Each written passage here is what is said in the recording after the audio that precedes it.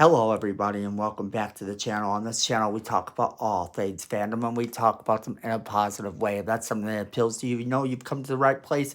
We're so happy to have you here. This is normally Throwback Thursday, but with Scream 6 just 1 week away, we've got to talk about some things that I expect from this movie. So let's jump right into that. Alright, so first off, we're being told that this movie's going to be more violent than the movies that we've seen before, and that the ghost face is going to be drastically different.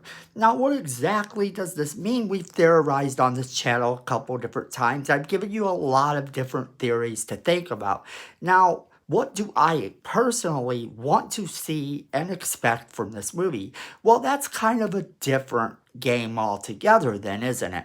Now, what I would actually want to see is a completely different type of film. Not in that it's going away from the formula at all, but something that expands on all of the lore is very important. Something that can bring it into a new direction going forward where we don't have to have Sydney. Just like I talked about in our previous Scream video, the stars of movies oftentimes will leave the parts they've played. And when they do, you have no choice but to move on to a new final girl or a new final boy or a new group altogether because some of the other actors don't return as well. And then there are those actors that can't really carry the film by themselves. And what are you going to do? You have to have someone with some star power that's going to be able to carry the film. One thing in the horror genre that's always been interesting is that you don't have to have that star power. The horror genre kind of goes on the basis of whoever the Scream Queen is and are they doing a good job. And when you have someone who's doing a good job that's not a big name star, you don't need that big name star. If your monster and slasher is good enough for the fans, they're going to come along for the ride. Now, that being said, it doesn't always work when you switch gears. So it's kind of something that you have to be a little bit careful about. With the Scream genre, we have been setting up for a long time some things that could potentially move the plot forward. And with the whole concept that there could be murders being done in New York, this ups the ante in terms, for me at least, as to where they can go. This makes me feel that we don't have to have a traditional one place killer. We can follow them all around the world. We can follow them from point A to point B. It can be a new killer and a new final girl each time, or a new final boy, a new group getting killed every single time. And that would not be a bad thing. In order to set this up, this movie has to do one thing right. It has to make sure that we know what the new lore is going into it. And they've kind of already laid the groundwork to where they can potentially have it be this online blog, the stab fans committing the murders, and they could keep going meta with it in each new movie, making fun of a part of the horror genre, making fun of the fans, making fun of the filmmaking itself. They could keep doing what they're doing, just making sure that we don't have to be in one location. And that's a big thing here. So that's kind of one major thing that I want them to do.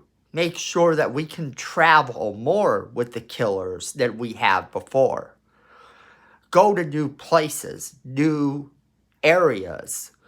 Not just stick around in Woodsboro or even in some college town. One thing that always struck me about a lot of horror movies is that they're sort of implanted in where they are. It's one thing I enjoy a lot about the Chucky series, is that it takes him back to a place that we've never seen him before. And Chucky's good for that in his movies too. All of the Child's Play movies kind of take us to a new place. This can work. It works for Chucky and it can work for Ghostface as well.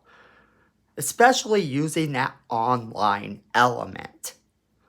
Now, the other thing that I want to see is more blood. For me, as much as I love the Scream movies, I can always pretty much guarantee two things. there is someone that survives. And chances are, it's multiple people. Just once, I would like to see no survivors, or one person walk away, barely walk away. And then we follow them through the next film as they try to put together the pieces of their life all alone. And with this being promised to be a more bloody film, I could definitely see us losing more people along the way than we normally would. Maybe even being down to that one final girl. And that would be super exciting to watch, because at that point in the movie, when everyone else is dead and they're standing off against the killer by themselves, there's always that moment when you're watching a really good horror movie where you have to ask yourself if the person that you're watching is even going to survive. And there have been a few horror movies where they didn't. So that's one thing I want. That's the number one thing I want, is just for it to change the franchise forever. Because if you keep changing up the franchise and keep making it fresh, then you can keep the films going forever. This isn't a killer where he's super natural and he's going to run around and he's going to be able to kill everybody and come back from the grave 1,700 times over. This is always a different killer.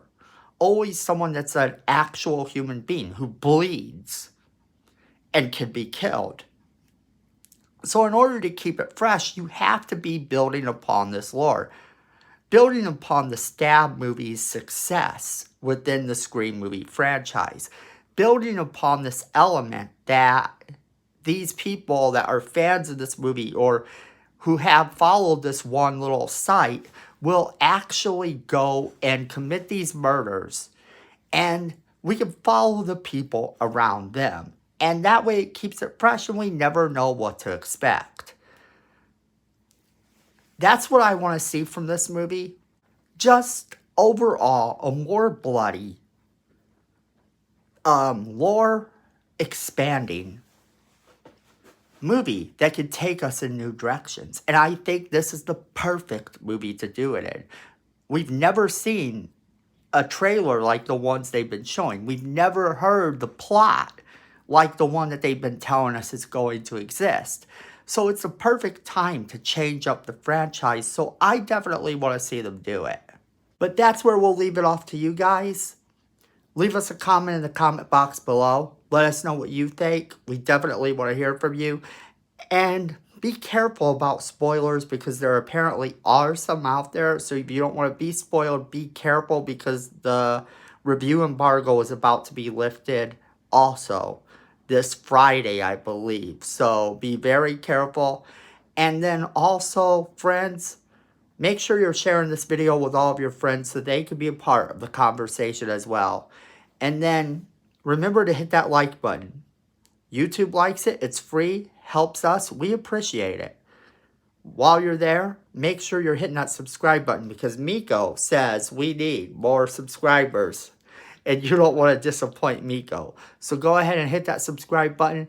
Hit that notification bell so you don't miss a single video we do.